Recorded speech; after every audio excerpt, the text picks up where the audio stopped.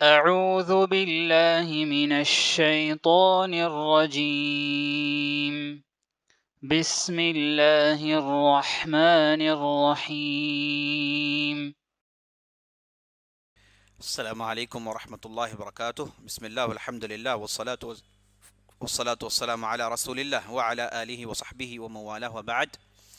فقال الله تبارك وتعالى لقد كان لكم في قصصهم عبرة.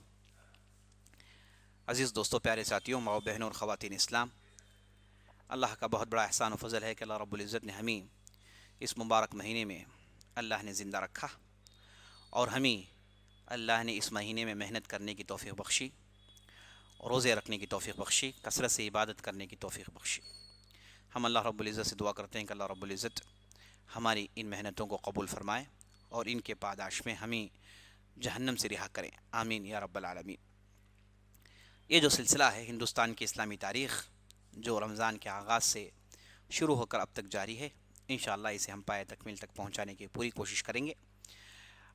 ہم نے گزشتہ کی مجلس میں لودھی خاندان کے پہلے بادشاہ بہلول لودھی کے تعلق سے چند باتیں سنی اور دوسری باتیں بھی سنی۔ تو ہماری بات رکی تھی سکندر لودھی پر۔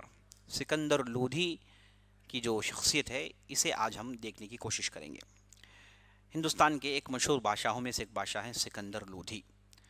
اللہ سے ہم دعا کرتے ہیں کہ اللہ رب العزت ہندوستان کی تاریخ دور دور تک پہنچانے کی ہمیں توفیق بخشائے، آمین یا رب العالمین۔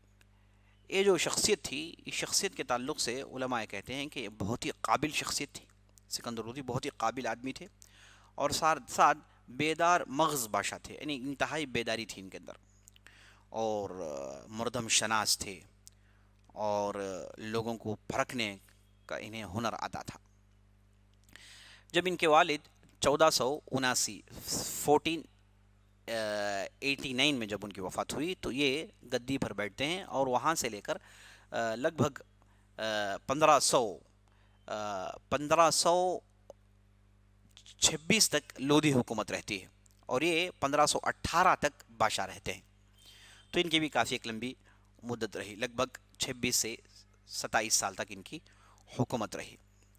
تو ان کی خوبیاں چلیے ہم دیکھتے ہیں۔ تو پہلے انہوں نے جو کام کیا وہ یہ کہ انہوں نے جو مشہور بستی ہندوستان میں، مشہور شہر، مشہور سٹی ہندوستان کے اندر جسے ہم آگرہ کہتے ہیں، اس شہر کا انہوں نے آغاز کیا، سنگ بنیاد انہوں نے رکھا۔ اس سے پہلے آگرہ نامی کوئی شہر تھا ہی نہیں۔ آگرہ شہر جمنا ندی کے کنارے بنانے والے یہی سکندر لودھی ہیں، جو ان کی بہت بڑی کامیابی ہے۔ آگرہ کو آباد کیا، یہی آگرہ ہے عزیز دوستو، جہاں پر آگے چل کر شاہ جہاں نے وہ تاریخی عمارت بنی جسے لوگ آج بھی تاج محل کے نام سے جانتے ہیں، جو ہندوستان کے عجائب میں سے ایک عجوبہ ہے۔ تو اس آگرہ بستی کا آغاز کرنے والے، شروع کرنے والے، سنگے بنیاد رکھنے والے یہی سکندر لودھی تھے عزیز دوستو۔ اور ان کے دور میں علم کی کافی ترقی ہوئی، شعر و شاعری کی کافی ترقی ہوئی۔ علم کی ترقی کی جب تک ہم بات کریں گے تو ہمیں جان لینا چاہیے کہ بہت سارے علماء سفر کر کے ہندوستان پہنچے، جنہیں انہوں نے ہاتھوں ہاتھ لیا، اور انہیں اپنے پاس رکھ کر انہوں نے کافی دور تک علم کو پہنچایا۔ خاص طور پر جو علماء ان کے زمانے میں آئے، ان میں عبداللہ تلمبی، شیخ عبداللہ تلمبی جو کافی مشہور شیخ تھے، اور اسی طریقے سے شیخ عزیز اللہ، یہ دونوں فقہ ماہر تھے، اور ان دونوں نے ہندوستان میں اس زمانے میں لکھی ہوئی ایک بہت ہی اہم کتاب کو ہندوستان لائے۔ یہ کتاب کا نام تھا مطالع و مواقف، جسے قاضی عروض نے لکھا تھا، اور اسی طریقے سے ایک دوسری کتاب بلاغہ کی کتاب جسے مفتاح العلوم کہتے ہیں، سکاکی کی۔ یہ دو کتابیں ہندوستان میں لائے اور اسے باقاعدہ نصاب میں داخل کر کے اس کی تعلیم کو انہوں نے ترویج دی۔ اور حدیث میں رفیع الدین، مولانا رفیع الدین شیرازی تھے، جو شیراز سے دہلی تشریف لائے، اور ان کے ذریعے سے یہ حدیث کا کام بہت دور تک پہنچا ہندوستان میں۔ اچھا، یہ جو عبداللہ تلمبی تھے، ان کی جو ہے درس و تدریس کا اتنا دورہ تھا دلی کے اندر کہ ان کے پاس پڑھنے کے لیے سارے ہندوستان سے لوگ پہنچتے تھے، ہندوستان سے، لاہور سے، افغانستان سے لوگ ان کے ہاں پڑھنے کے لیے آتے تھے۔ خود سکندر لودھی ان کے درس میں بیٹھتا تھا اور علم حاصل کرتا تھا، اپنے ساتھ قلم، اپنے ساتھ پن رکھتا تھا، کاغذات رکھتا تھا جس میں وہ معلومات کو نوٹ کرتے ہوئے جاتا تھا۔ اور شروع میں یہ مجلس میں آتا تھا، بعد میں جب دیکھا کہ لوگ بادشاہ کا وہ روب اس کے پاس رکھتے ہیں تو یہ ایک بغل کی عمارت میں بیٹھ کر وہاں سے ان کی پوری تقریر، پورا درس سنتا تھا اور کافی اس سے فائدہ اٹھاتا تھا۔ تو تصور کریں عزیز دوستو، بادشاہ اتنا مصروف ہونے کے باوجود بھی علم کے لیے وقت نکالا کرتا تھا۔ ہمیں سے کون ہے جو علم سیکھنے کے لیے اتنا وقت نکالتے ہیں؟ ہم سب مصروفیت کا ہمیشہ ایک رٹا لگائے ہیں کہ ہمیشہ مصروف ہیں، لیکن دیکھیے بادشاہ ہونے کے باوجود علم کے لیے وقت نکال کر یہ صاحب علم سیکھا کرتے تھے۔ اور یہ گویا کہ ہندوستان کے بادشاہوں میں گویا کہ ایک وتیرہ اور طریقہ تھا کہ یہ سیاست کے معاملات میں ملکی امور میں کافی سخت ثابت ہوئے، اور سکندر لودھی بھی کافی سخت ثابت ہوئے ملکی معاملات میں، یعنی ریاست میں، رعایا کے ساتھ ایڈمنسٹریشن میں، اور اس کے بعد لا اینڈ آرڈر میں ان کے پاس آپ کبھی بھی نرمی نہیں دیکھ سکتے۔ غلطی کو سزا دینا اور کبھی کبھار حد سے زیادہ سزا دینا، یہ بھی ان کی تاریخ میں موجود ہے۔ سزاؤں میں یہ کافی آگے بڑھ چکے تھے، اور ذرا برابر بھی غلطی بھی برداشت نہیں کرتے تھے، فوراً سزاؤں پر اتر آتے تھے۔ تو ان کے زمانے میں ایک مشہور واقعہ جس کا جو ہے میں ذکر کرنا چاہوں گا، وہ واقعہ تھا کروکشیتر کا ایک واقعہ۔ کروکشیتر کا یہ واقعہ ہے، کروکشیتر دلی کا ایک علاقہ، دلی میں ایک علاقہ ہے، وہاں پر ہندو زیادہ بستے ہیں، وہاں پر ان کی مندریں ہیں۔ تو ان کے زمان میں ہندوؤں نے ایک نیا تہوار شروع کیا تھا، جس میں وہ بڑی تعداد میں مندروں میں پہنچتے اور اس کے بعد رسم و رواج کرتے، اور اس کے بعد مندروں میں جا کر جو کنواں ہے اس میں مجموعی طور پر سب نہاتے تھے۔ تو یہ جو نہانا تھا اور یہ عجیب قسم کے جو چیزیں تھیں جو ان کے یہاں پائی جاتی تھیں، جسے سکندر لودھی کو جب اس کی خبر پہنچی تو کافی غصے میں آتے ہیں، اور فوراً یہ ٹھان لیتے ہیں کہ فوراً اس رواج کو ختم کریں گے، اور ٹھان لے کر یہ زور و زبردستی سے اس رواج کو روکنے کی کوشش کر رہے تھے۔ اگر ضرورت پڑے تو تلوار بھی چلانے کے لیے تیار ہو گئے تھے۔ تو اس کے لیے مکمل تیاری ہو چکی تھی۔ اتنے میں ایک مرتبہ یہ شیخ عبداللہ جو تھے ان سے رائے مشورہ کرتے ہیں، کہ پوچھتے ہیں کہ کیسے کیا کریں، ان کا یہ جو نیا رواج شروع ہو گیا ہے، اس تعداد میں ان کا جمع ہونا ہے، تو یہ زیادہ مناسب نہیں ہے، اس لیے میں چاہتا ہوں کہ انہیں اپنے بل بوتے پر روکوں۔ تو شیخ عبداللہ جو علم پڑھے ہوئے تھے، معاملہ فہم تھے، انہوں نے کہا کہ نہیں، یاد رکھ لے کہ غیر ضروری ہندو مذہب میں دخل اندازی کرنا جائز نہیں، وہ ان کے عقیدے پر ہیں، ان کے منہج پر ہیں، ان کے مذہب پر ہیں، انہیں زبردستی روکنا یہ جائز نہیں، ان کی مندروں کو پھوڑنا یہ جائز نہیں، انہیں ان کی عبادت میں پہنچ کر تکلیف دینا یہ جائز نہیں۔ ان تمام چیزوں انہوں نے حرام قرار دیا، کہا کہ یہ ہماری شریعت کی روح سے یہ تمام چیزیں جائز نہیں، اسے ہرگز نہیں کرنا چاہیے۔ یہ کہنے والے کون تھے عزیز دوستو؟ یہ شیخ عبداللہ تھے۔ تو جب سکندر لودھی نے شیخ سے باتیں سنی تو کافی بکھر گیا، بھڑک گیا، اور اس نے کہا کہ یہ کیسے ممکن ہے، ایسے تو ہونا نہیں چاہیے، آپ کو تو یہ حکم دینا چاہیے تھی کہ انہیں قتل کر دیا جائے، انہیں زور سے روکا جائے، یہ آپ کو حکم دینا چاہیے تھا۔ اور کافی غصے میں آتا، اور یہ بھی کہتا ہے کہ تم ان ہندوؤں سے مل چکے ہو، اس لیے تم ایسی باتیں کر رہے ہو۔ لیکن شیخ عبداللہ آخر تک اسی پر اڑے رہے، کہا کہ یہ شریعت کے روح سے جائز نہیں۔ میں نے آپ کو جو بھی باتیں بتائی یہ کتاب و سنت کی باتیں ہیں، یہ ہمارے فقہ کی باتیں میں نے آپ کو بتائی ہے، یہ شریعت سے باہر میری بات نہیں ہے، کہیں پر بھی شریعت میں اجازت نہیں کہ ہم کسی بھی غیر مذہب کے لوگوں کی عمارت کو توڑیں، یا پھر ان کے جو پیشواؤں کو اذیت دیں، یا پھر ان کی عبادت میں دخل اندازی کریں۔ ہماری شریعت میں کہیں پر بھی اس کی اجازت نہیں ملتی ہے، کہیں پر بھی اس کی اجازت نہیں ملتی۔ ہماری شریعت نے صرف ہمیں سکھایا یہ ہے کہ ہم ہمارے دین کی پرچار کریں، ہمارے دین کی بات کو دوسروں تک پہنچائیں، لیکن زبردستی لوگوں کے اندر ٹھونسنا، اس کی کہیں پر بھی اجازت نہیں ہے ہماری شریعت میں۔ یہ شیخ عبداللہ نے بڑے اچھے انداز سے بات سمجھائی، لیکن وہ کافی بگڑا سکندر لودھی، اور دھمکی بھی دی، سخت جواب دی، لیکن پھر بھی آخرکار شیخ عبداللہ کے فتوے کے سامنے اسے سر جھکانا ہی پڑا، اور اس نے جو سوچا تھا اسے وہ باز آ گیا، جو ارادہ اس کا تھا وہ ارادے کو اس نے چھوڑ دیا تھا۔ یہ ایک واقعہ ہے سکندر لودھی کا جو بہت ہی اہم ہے، جس کا ذکر کرنا میں ضروری سمجھتا تھا۔ اسی طریقے سے اس سکندر لودھی کے زمانے میں ایک دوسرا واقعہ پیش آیا، وہ واقعہ تھا بدھن برہمن کا۔ بدھن برہمن کا ایک مشہور واقعہ سکندر لودھی کے زمانے میں پیش آیا۔ وہ واقعہ یہ ہے، یہ جو بدھن برہمن ہے، یہ ایسے محسوس ہوتا ہے کہ یہ ان کا تعلق بھکتی موومنٹ سے تھا، بھکتی تحریک۔ بھکتی تحریک عزیز دوستو، یہ ہندوؤں کے درمیان ایک تحریک اٹھی، جس میں یہ بات بتائی گئی، جیسے مسلمانوں میں جو تصوف اور اہل تصوف جو تھے، ان کے یہاں ہر مذہب کے اندر حق ہو سکتا ہے یہ کہنا، ایسی باتوں کو یہ بھکتی تحریک جو یہ ہندوؤں نے شروع کی تھی، اس میں بھی انہوں نے کہا کہ جیسے ہندو مذہب سچ ہے ہمارے نظر میں، ویسے اسلام بھی ایک سچا مذہب ہے، دونوں مذہب کو سچ ماننا چاہیے، دونوں مذہب کو جوڑ کر دیکھنا چاہیے، یہ کہہ کے اس کے پرچار شروع کرنے والے یہ جو ایک دو نہیں تھے، بہت سارے لوگ تھے۔ اس میں دیانند ایک مشہور آدمی تھے جن کے ذریعے سے یہ بھکتی تحریک کا آغاز ہوا۔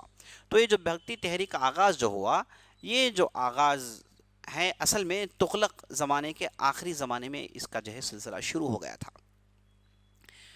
یہ سلسلہ شروع ہو گیا تھا، اس تعلق سے گفتگو شروع ہوئی، اور اس تعلق سے کئی ایسی اہم شخصیات پیدا ہوئیں جنہوں نے اس چیز کو بہت آگے بڑھائی۔ جہاں ہندو میں بعض سوامی اس نظریے کو لے کر پیدا ہوئے، تو ویسے مسلمانوں میں بھی بعض جو ہے اہل تصوف اس لے کر بات آگے بڑھے۔ خاص طور پر اس میں کبیر پھنتی جنہیں کہا جاتا ہے، جو مسلمان تھے، مسلمان گھرانے میں ان کی پیدائش ہوئی، اور یہ ایک بہت بڑے ہندو سوامی کے ہاں بطور شاگرد رہے، اور انہوں نے وہاں پر ہندو مذہب کو سیکھا، اور اس کے بعد یہ مسلمانوں کے بہت سارے شیوخ سے بھی انہوں نے علم حاصل کیا۔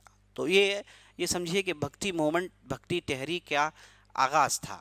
تو اس زمانے میں جو کبیر تھے، انہوں نے بہت سارے دوہے لکھے، ہندی زبان میں ماہر ہوئے، اگرچہ کہ فارسی تھے، ہندی زبان میں انہوں نے مہارت حاصل کی، اور ہندی زبان میں انہوں نے بہت سارے لٹریچر کو لکھا اور شعر و شاعری لکھی، جس میں انہوں نے یہ تصور دیا کہ ہندو مسلمانوں کو مل کر رہنا چاہیے، دونوں گویا کہ ایک ہی مذہب ہیں، دونوں کے اندر وہی توحید ہے۔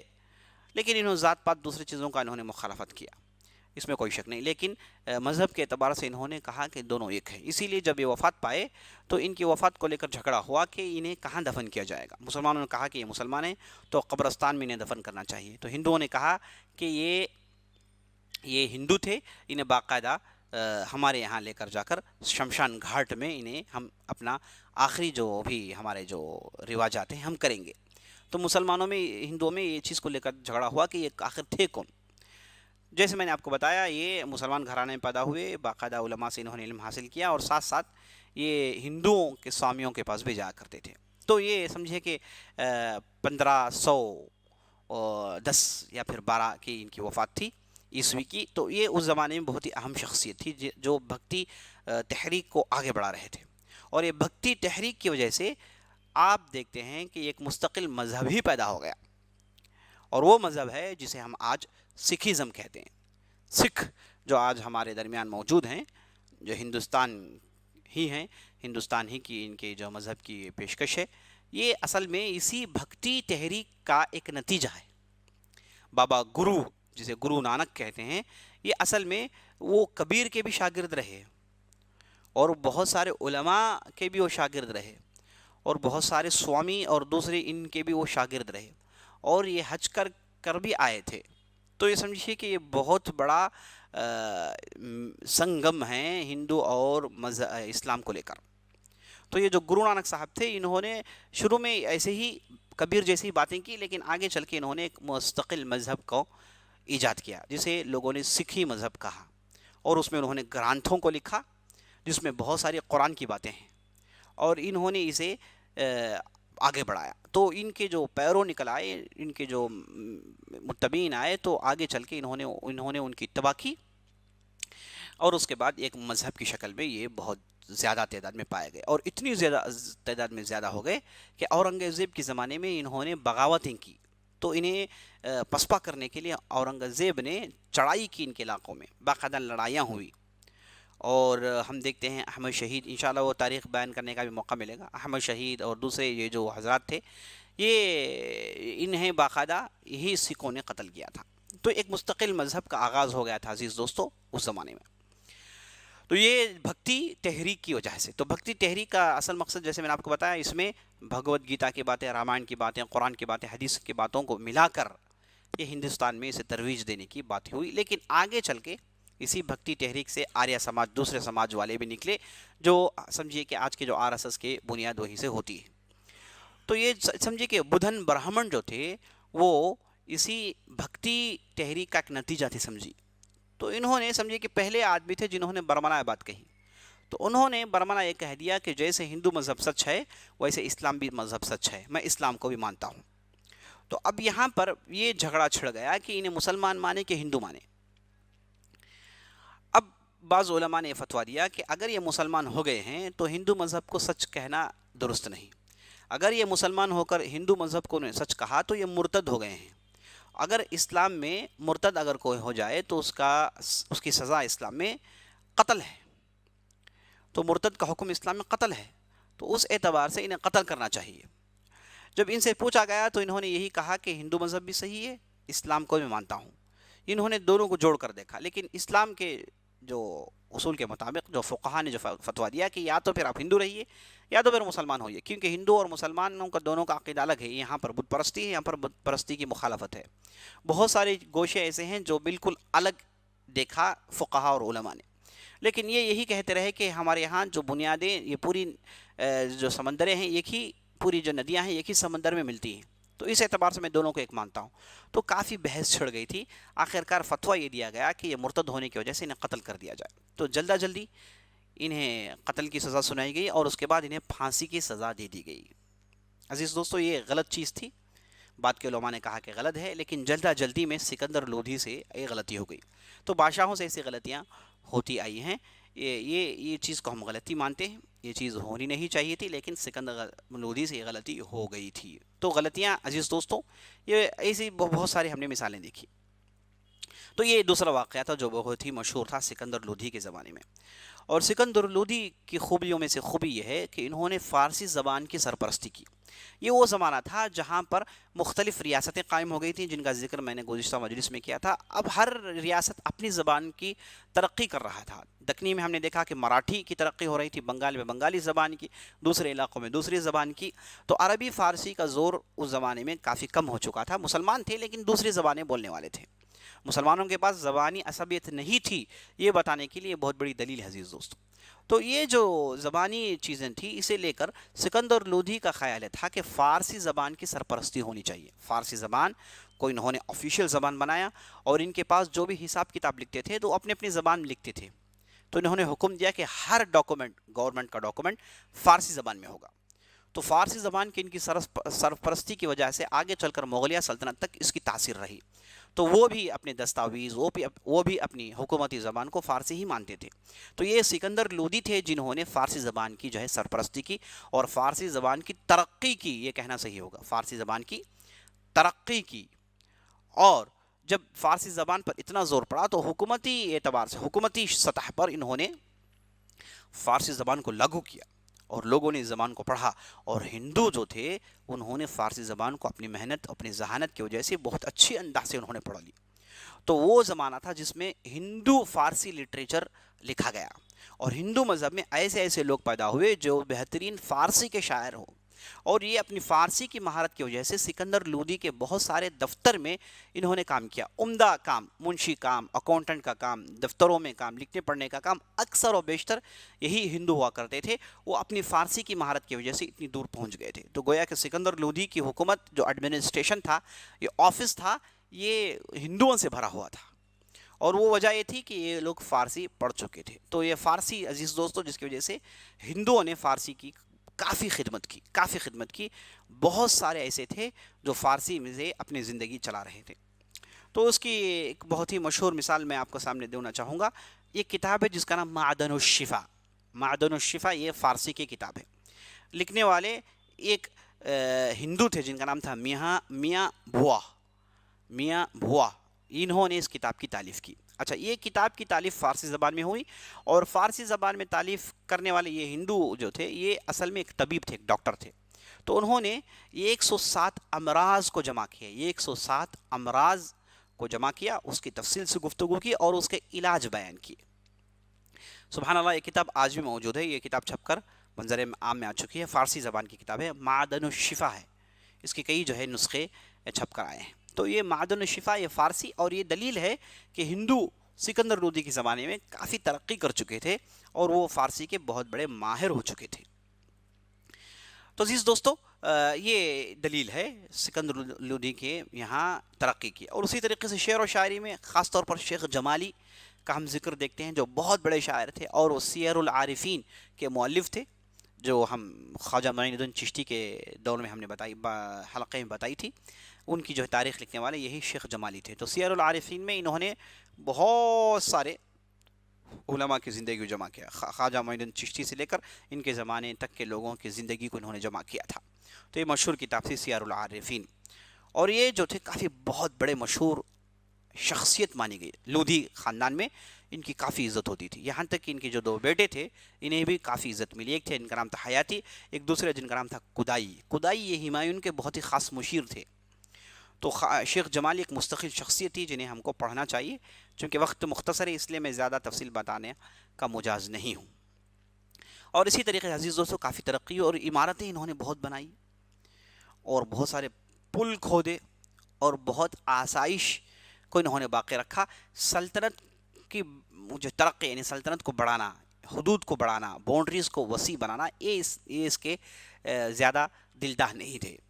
بلکہ جو بھی ان کے پاس حکومت تھی اسے انہوں نے اپنے انداز سے، بہترین انداز سے، جو بھی انہیں 26 سال 27 سال جو موقع ملا، اس بہترین انداز سے سکندر لودھی نے اس پر کام کیا.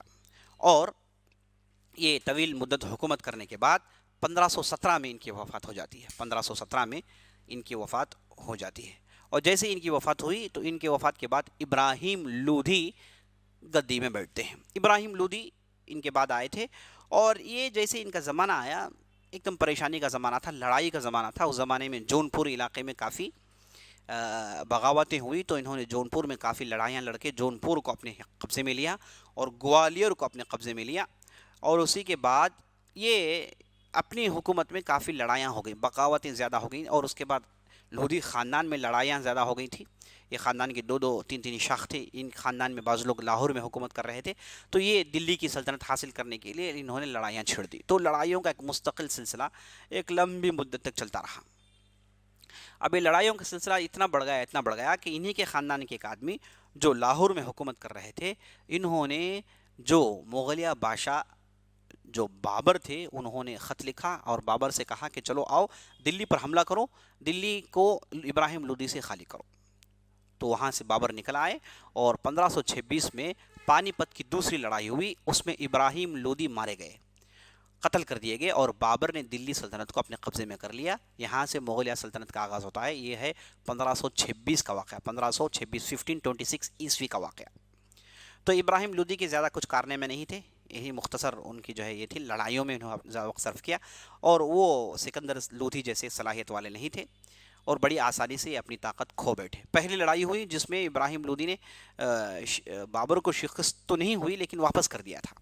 لیکن دوسری لڑائی بابر نے کافی تیاری کر کے دلی پر حملہ کیا 1526 میں، جس میں یہ برداشت نہیں کر پائے. حالانکہ ابراہیم لودھی کی طاقت زیادہ تھی، ان کی لشکر کافی زیادہ تھی، بابر کی لشکر چھوٹی تھی. لیکن بابر نے ایسے زیرک پن سے لڑائی لڑی، ایسی ذہانت سے لڑائی لڑی کہ انہوں نے بڑی آسانی سے میدان کو جیت لیا. کیسے مغلیہ سلطنت کا آغاز ہوا، یہ مغلیہ کون ہیں اور یہ کیسے حکومت قائم کیے، اور اس خاندان کے اہم بادشاہ کون ہیں، اس تعلق سے انشاءاللہ آنے والے مجلس میں ہم دیکھیں گے. تب تک کے لیے اجازت دیجیے. ہم اللہ سے دعا کرتے ہیں کہ ہم نے جو بھی کہا ہے، جو بھی سنا ہے، اس کے مطابق عمل کرنے کی توفیق بخشے.